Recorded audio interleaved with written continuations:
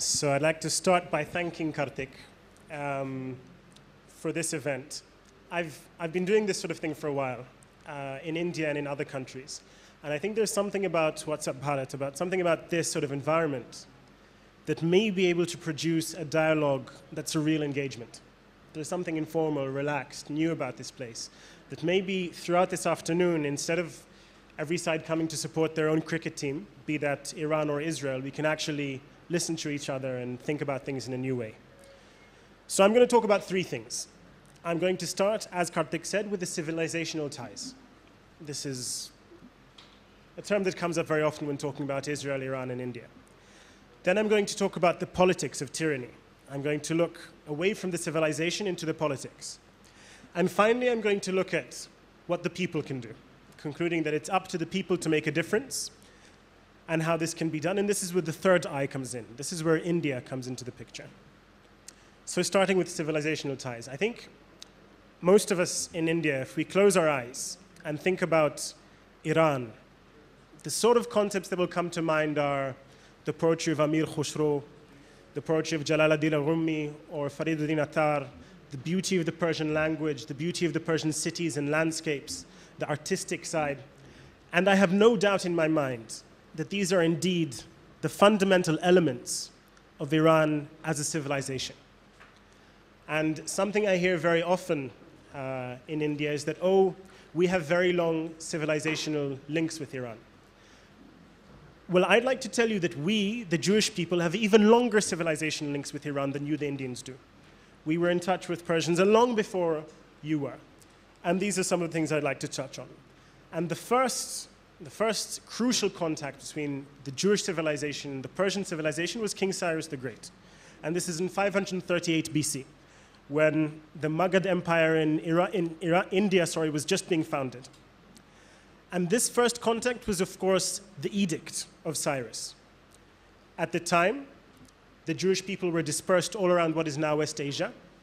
And King Cyrus, wanting to establish peace, wanting to establish stability and restitute the rights of the Jewish people, gave them the right from all the places where they had been distributed to go to Jerusalem and to reestablish the Temple of Jerusalem and to reestablish a Jewish state. All amongst those of you who have God with him, go forth, he said. And this is one of the single most crucial events in Jewish history, to the extent that King Cyrus the Great is the only foreign leader who in the Bible is called the Messiah of God, the chosen king, the anointed one. And there is a major street in Jerusalem named after King Cyrus.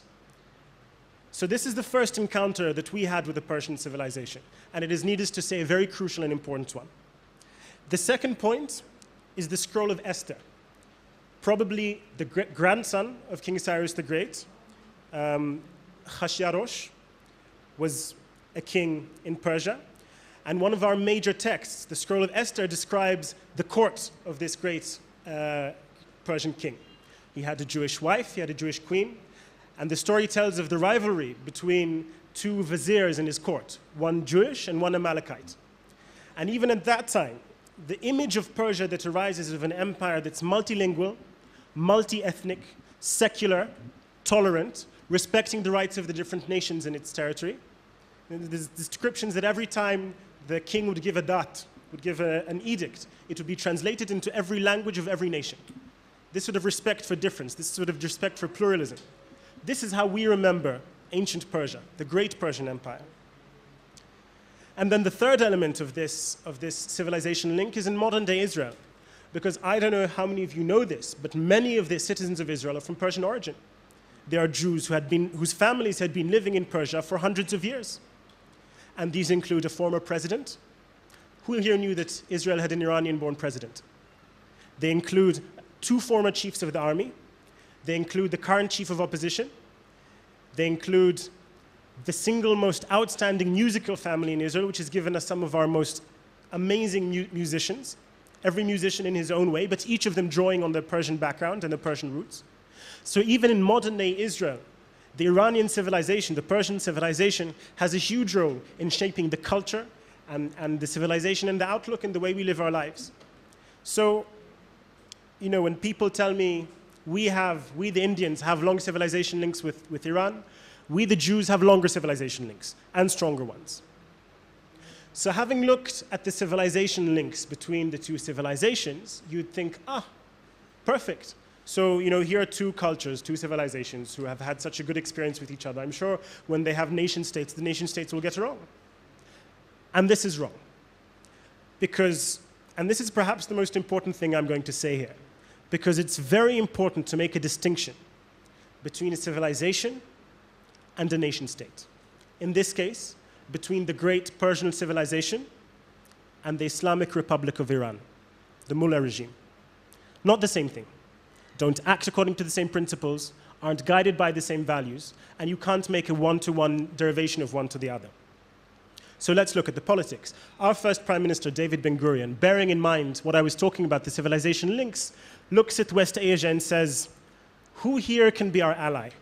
And he came up taking a page from Chanakya. He looked at the Mandala theory and said that our allies will be the countries surrounding our immediate neighbors. So he looked north, he saw Turkey. He looked south, he saw Ethiopia. He looked east, he saw Iran. And indeed, in the first decades of our history, Iran and Israel formed a strong relationship. Unfortunately, this was under the time of the tyranny of the Shah. And relationships made with dictators, and this is another important thing I'm saying, relationships made with dictators will never last, because tyranny can never hold over time. So unfortunately, our relationship was made at the time with the dictator of Iran, and the minute the Islamic Revolution came to the fore, these relations were cut off. And that brings us to the phase of the relationship we have now. And this is something that's difficult to understand, because I can't think of another example of this on the face of the planet where one nation state says to the other, our grievance against you is that you exist. We don't have a territorial problem. We don't have a conflict over resources. We don't have a trouble with your policy. Our problem with you is that you exist. And so long as you exist, we will fight you, and we will be your enemy. And this is the image of the relationship today. So let's look at this image in terms of what the Mullah regime says and in terms of what they do. In terms of what they say, speaking about Israel, President Ahmadinejad says that it is a black germ, a black filthy germ that has to be removed from existence. He says that it is on its way to annihilation. He says that it is like a cancer that must be removed from the body. So you see, what's guiding them is not, oh, Israel has done this, Israel has done that. It's its existence. It's the fact that there is a Jewish state in West Asia. The very fact of its existence, that's their grievance. What do? One of the things they did was create Hezbollah to perpetuate the conflict between Israel and Lebanon. The conflict between Israel and Lebanon initially started because of Palestinian groups, but once the Palestinian groups had left, the Pasdaran came to Lebanon and founded another guerrilla group that would continue the war between Israel and Lebanon. What else have they done? The bombings of the embassies in Argentina. 17th of March 1992, 30 dead, 220 wounded. 18th of July 1994, the Jewish Community Center, not even a political organization, just a Jewish community center like what's Bharat. 85 dead, 350 wounded. And now this is not Israel talking, now this is the Prosecutor General of Argentina.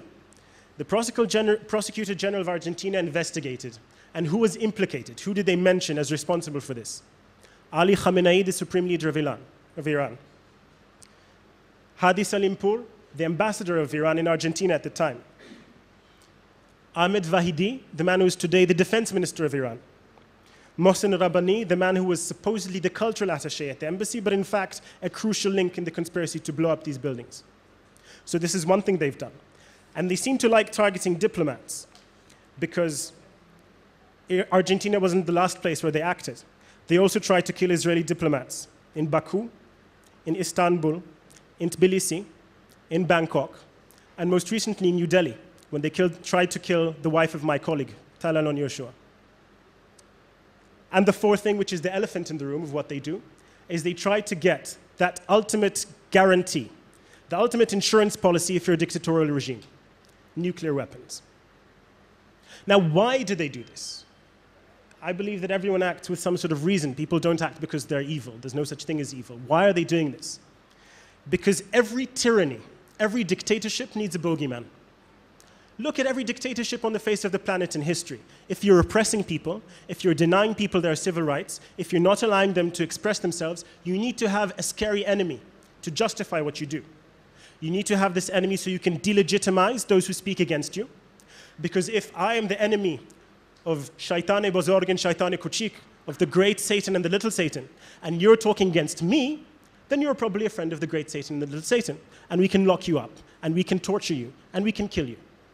And also, we want our people to be afraid, because if there's constant fear that there are Mossad agents lurking behind every tree, and that the Zionist entity wants to come and kill you, then maybe you will accept the fact that your government is denying you your rights to conduct civic life. That's the main reason why the Iranian regime is insistent upon not accepting the existence of the State of Israel. Second reason, regional aspirations. The Iranian regime looks back to the great Persian Empire, says we are the legitimate heirs of the great Persian Empire, and we want to reestablish our influence over West Asia because this is our sphere of influence. And the main power they see blocking them is Israel. Third reason, Sudur Inkilab. Every revolution, at one point, hits a stage where they've deposed the previous regime, and the revolutionary fervor is starting to run out. And the whole thing is starting to come apart.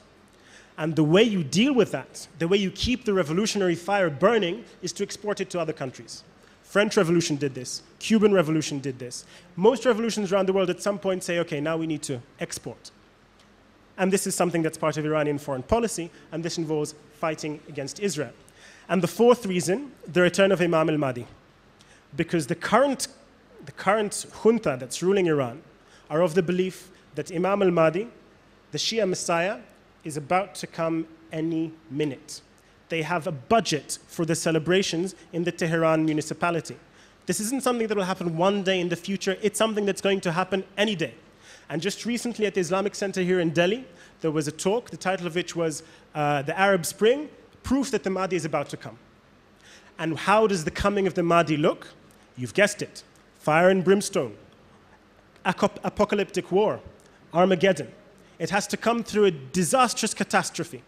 And the main scenario in which Ahmadinejad and his cronies see this catastrophe is through a war with Israel, the final war between good and evil. And this is another reason why they can never accept the existence of Israel, because if there's peace, then there's no Armageddon. No Armageddon, no Imam al-Mahdi. So these are the reasons why, unlike the Persian civilization, the regime, the government of Iran, cannot accept the existence of Israel. And there's something about what I've said that is problematic, because it's asymmetrical. I mean, when you're a third party, like India is, your immediate instinct is to say, oh, these two sides are fighting, let's be symmetric. Let's say they should both stop. Let's say they should both make more of an effort. But the fact is, we don't have any problem with Iran. Israel has no objection to anything that goes on in Iran. They repress their people, they kill their people, not our problem. That's not a point of grievance between us and them. So it's not a matter of both sides relaxing their grievance, because our only grievance against them is that they want to destroy us. The minute they stop wanting to destroy us, we have nothing against them whatsoever. So the political side is asymmetrical, and it's difficult to say so, but it's true. And in fact, if you look at this thing between civilization, the difference between politics and civilization, people say, oh, India and Iran have to be good friends because they have deep civilization links, and that guarantees that Iran will be a good friend to India. Well, it occurs to me that as if any country which has a stronger civilization link with India, it's Pakistan. What country has more shared culture and history and language and values than Pakistan? And yet Pakistan is the main country that has been causing damage to India. It is the country that has been sending in terrorists to do 26/11. It is the country that invaded India and Kargil. It is the country that's funding every single terrorist group that will cause damage inside India. So it comes down to the same thing, that civilizational links and cultural links are not a guarantee for political behavior. So if we've come to India, then we ask ourselves, how does India fit into the picture, and what does India do? So because of what I said, I think we might as well give up on governments. The Iranian government, for the reasons that I've said, the Israeli government, because so long as the Iranian government is as it is, the Israeli government is not going to do anything remotely friendly towards Iran. So that whole front, that whole perspective of geopolitics and diplomacy, I have no hope from it. I have no faith for it. And I think that if there is a hope, it's going back to the civilizations and to the peoples. And this is where we see hope. We see, for example, there was this initiative started in Israel of sending Facebook messages. Thanks, Kartik. Facebook messages to Iran, just from citizens, from individuals, not even as Israeli citizens, just as people saying, we don't hate you, we don't want to bomb you, we don't want a war with you, don't be afraid of us, we're not afraid of you. And I think this is hugely powerful, because if this manages to catch on, and in both sides you have people saying to the government, we're not afraid of those people, okay? We don't hate them. You, government, going to war against them is not going to make you more popular. Then that's the only thing that can push to reduce the pressure, but this can only happen over time. And here again, unfortunately, there's an asymmetry. Because these guys in Israel, because Israel is the same sort of country India is, they can go on the street, they can film themselves openly, they can say, I think my government is wrong, I think you're not my enemy, and go home and continue their day. But if someone were to do this in Iran, next evening the Comité would be knocking on his door and he'd find himself in the dungeons of the Basij. Because it's that sort of society. So when you're saying to the Iranian people, you should, through civil society, try to reduce the tension, you're asking them something extremely, extremely difficult. You're asking them something that's almost not fair. Nonetheless, I believe that this is the only possible way. And this is where India comes in. Because India, as Kartik said, is the one nation that has open people-to-people dialogue, both with Iranians and with Israelis. And at this point, I don't talk about governments anymore, because I've given up of governments. They have open people-to-people links between both with Iranians and with Israelis. And it is for this reason that they can encourage, as dangerous as it is, as difficult as it is, as life-threatening as it is, they can encourage this sort of behavior. They can encourage the peoples on both sides, relaxing their fears and coming up and telling their governments, we don't hate, we're not afraid, we're not going to accept what you do on the basis of our fear. And this is the power of civil society that India can bestow upon their Iranian friends. To instill in them that the idea that there is a society where you can speak your mind freely, that there is a society that's not based on fear, that there is a society when people can get together and speak their minds, just through people-to-people contact. This, I think, will be the preeminent contribution of the third eye of India. And this, over time, maybe will take more than one generation, over time, this can make a difference. And this is the only alternative, because any sort of intervention, foreign intervention in the politics of Iran, will only lead to disaster. This is something that has been tried before with other countries, and it's a disastrous idea to begin with. So the only thing we have left is the people-to-people, the civil society. Now, I think it was Jalal ad-Din al-Rumi who said that if you want to find love, you have to remove the barriers of love to your heart. What are those barriers? Fear, hatred, and tyranny.